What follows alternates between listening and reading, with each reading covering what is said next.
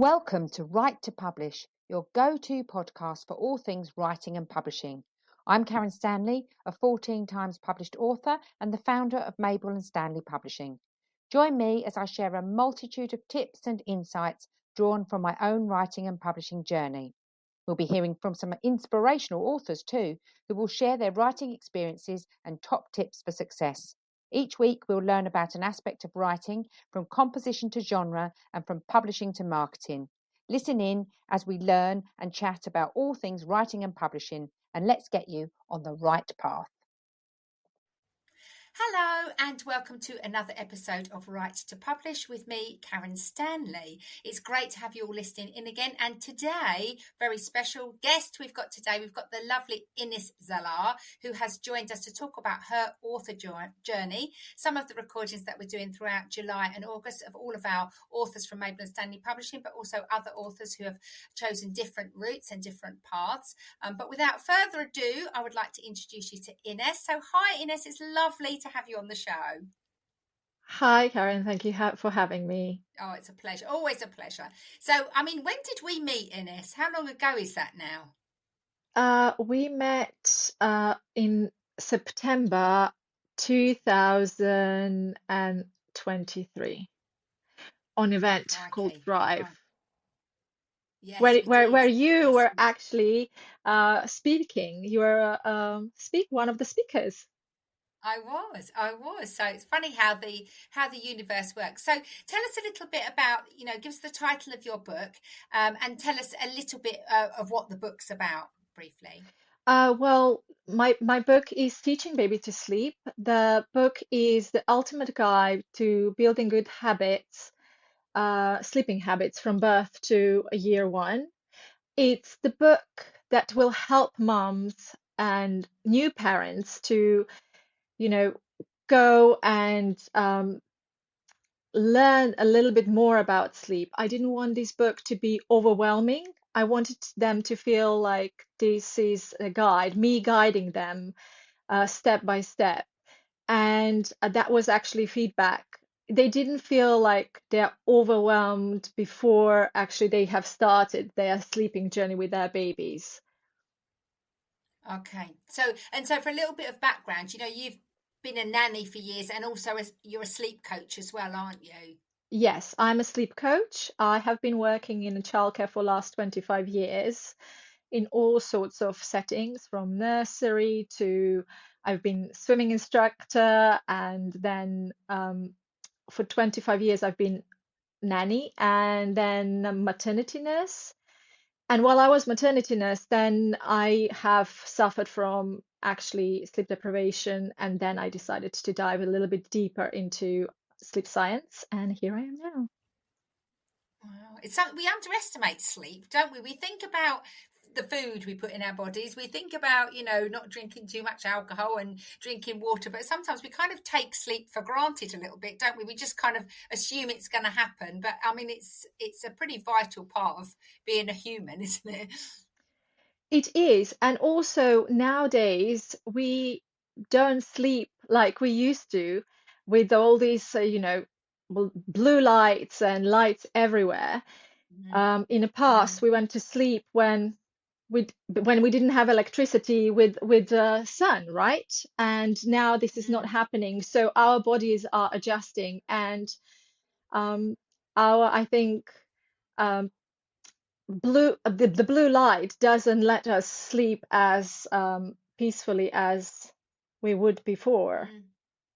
Yeah, I know, and we all feel a bit rubbish if we haven't had a good night's sleep. So, obviously, your inspiration for the book was based on what people had told you that they needed, and obviously, your book you wrote this to sort of help promote your business and position yourself as a bit of an expert in the field and sort of share your expertise. But was the inspiration from what people had asked you, or was it something? How were you inspired to write your book? I was inspired by you, Karen. There was, that's nice. When we first met, you were a speaker there, and there was one sentence that you said that actually inspired me, and I thought that's what I'm going to do next. You said that everyone is writing a book at the end of the career. What if the book is to be written at the beginning of a career, and then it will give a ripple effect? And that's what it did for me. Mm. Oh, Thank wonderful. you. That's good. At least my advice worked. Phew, that's lucky. I'm very pleased about that. So we obviously worked together, didn't we? You know, on my business book mentoring program, and we wrote the book sort of together with, hopefully with some guidance from me. So what would you say? How did you find the process of writing a book? You know, I mean, I presume, well, I know that you hadn't written a book before. So how did you find that whole process? Um, I thought that everything was overwhelming to start with, but then after your Mm, course, it was just so much clearer what I have to do, because I didn't know where to start to begin mm, with. And you actually sliced that cake into little pieces, and it was easier for me to kind of navigate what is the next step. mm, The mm. most difficult part for me was me writing few chapters, rereading them, not being happy about it, and then rewriting them. So until you told me to stop, to Mm. just write the book, and then we're gonna go back and sort it out. But that was that loop that I was in and out, in and out, and I couldn't get out. I was on chapter 10, and you said, no, you have to stop. Oh, bless you. It's really easy though, isn't it? You kind of, it's very difficult to let go of that perfection. And you can, like you say, you can get into this loop where you read it and then you change it and then you read it and then you change it. And you've changed it that many times, you get into this sort of downward spiral. And then you can sort of get in your own way, can't you? That's the thing, really. You have to kind of trust the process, get it all out. And then, we'll talk about editing in a moment. So, and I do think for you and lots of people that I work with, it's the confidence, it's the self-doubt, it's the not knowing where to start. And like you say, looking at the book like this whole enormous mountain that you've got to climb in one go, but it's not like that, is it? No, it's not. It's just with you, I have learned how to actually go from one step to next step, and it's not as overwhelming. No. But also for me, it was the doubt. I was doubting myself because English is not my first language as well. So it was lots of things that I had to go through, but with your help and your guidance, everything went smoothly. Thank you. And do you know what I must say? I'm in awe of anyone who writes in a second language. I mean, your English is wonderful. Your written English was Thank wonderful. you. So you should definitely be proud of that. Because yeah, I'm not sure I could write in a second language. That's difficult in itself, isn't it? Because you're thinking slightly differently, and certainly language, the grammar is different in different languages. You've got all of that stuff to do. So you would say the most challenging part of the process yourself was A, knowing where to start, and B, not getting caught up in yourself. Would you say that's true? Yes, exactly. That's Yeah, that's what I would yeah, say. yeah. Okay. So now, Ines, let's talk about the editing. I have worked with lots of people who come to me and they've written their book, and then when we go through the editing process, they're a bit like, "Gosh, this is taking a long time," and there's a lot of to and fro. But I do remember a couple of calls. How many post-its do you think you used? How many post-its were lost in the process of your editing? Would you say? I don't know. I mean, the book was double. I think on every single single page, I have a note what I wanted to change. But I am kind of, well, I am perfectionist. So poor Yeah. you. When when I showed you, I thought, oh, poor Karen. But you were amazing. We sat down, and I don't know Oh, for how many hours, yeah. but yeah, and Yeah. went through. And you were so patient and so supportive. And then, I always I I would find something else that I would change. But it that's the thing. You need to know when to stop as well, because I think that you are never 100% happy with it. Mm, It's like, I mm, think artists with their paintings as well. You just you can always find something, you would add something or you would take out something. But yeah, I'm yeah. happy how the book is.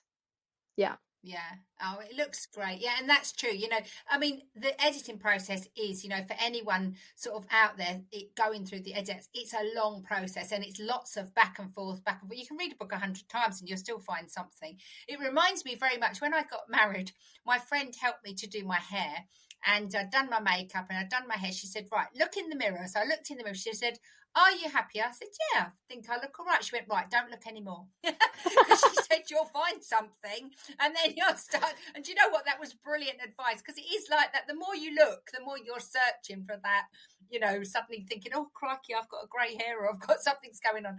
So it's a similar kind of process, isn't it? The more you look, the more you're going to find. So you do have Yes. to, you want it to be polished. You cannot release a book that hasn't been edited. I wouldn't recommend that anybody does that, but there does come a time when it's as good as it's going to be, and then you do have to step back and leave it be, don't you, really?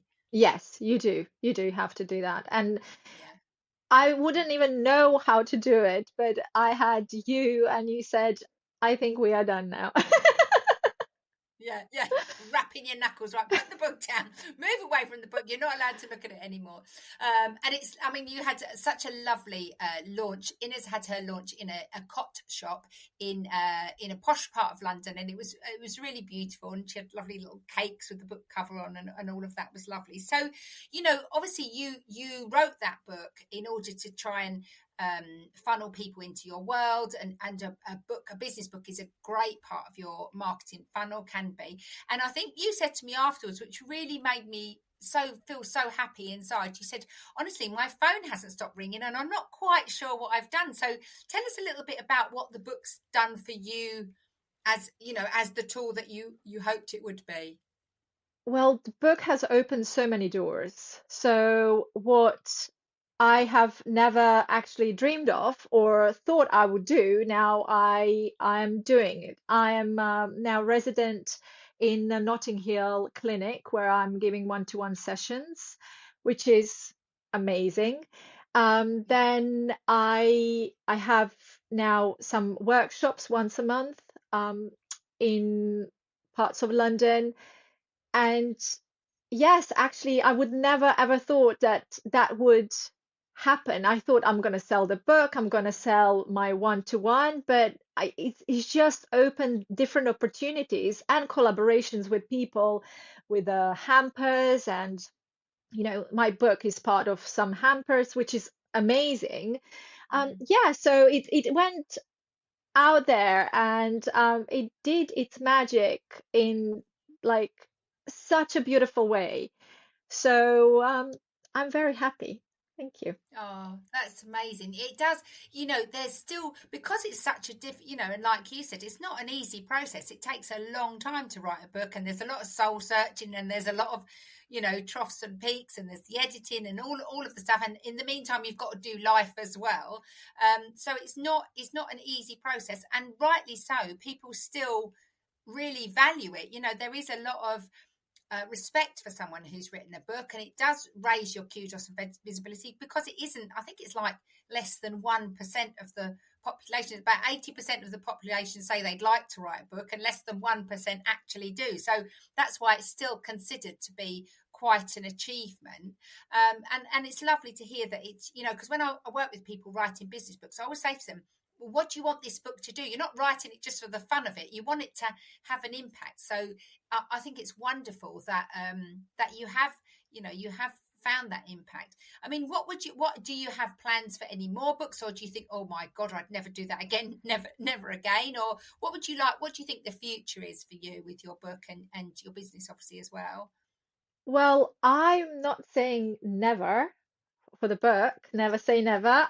But I would maybe like to write Yeah. children's stories about sleep to actually educate them through Wow. characters about sleep one day. Um, because I think it's Well, such a lovely way for children to actually be educated when they can decide when to go to bed and to stay up late. I think that would be a very um, nice part of the business as well. And mm, the other things that I am working on now are the courses, online courses, because there is one-to-one, you can't, there is too much demand. You can't, I'm sure you know how that feels. There is only one only you, one of right? you. Yeah. Yeah. Um, so I'm working on the courses as well, and I would love to go to nurseries and talk about sleep, safe sleep, and but we'll see if that what future brings. Well, I'm sure if anyone can do it, you can. And the book, again, the book is a great springboard for all of that, isn't it? It's good for speaking, it's good for consultancy, it's good for the courses. And I love the idea of the children's books about sleep. I was a teacher, as you know, for a very long time, and I don't think there are many books about sleep for children. There's loads about healthy eating and there's loads about exercise, but I don't actually remember reading one about There sleep. there are It's not, few out there, but I think I yeah, think I think it's time for us to start educate children from early age. So yeah, and parents as well from pregnancy, basically yeah. how to teach babies to sleep, because sleep changes everything. Everything is better after you had the good night's sleep.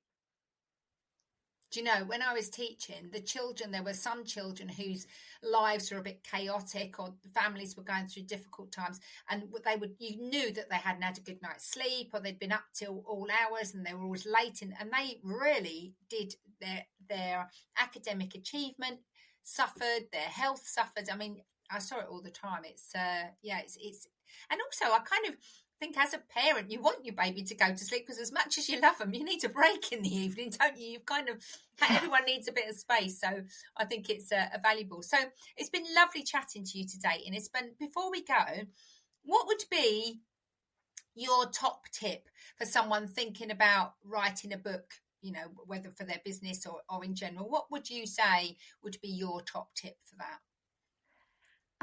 My top tip would be go to Karen. She will give you this amazing knowledge. She has so much knowledge, and she will put it all nicely into steps so you don't feel overwhelmed.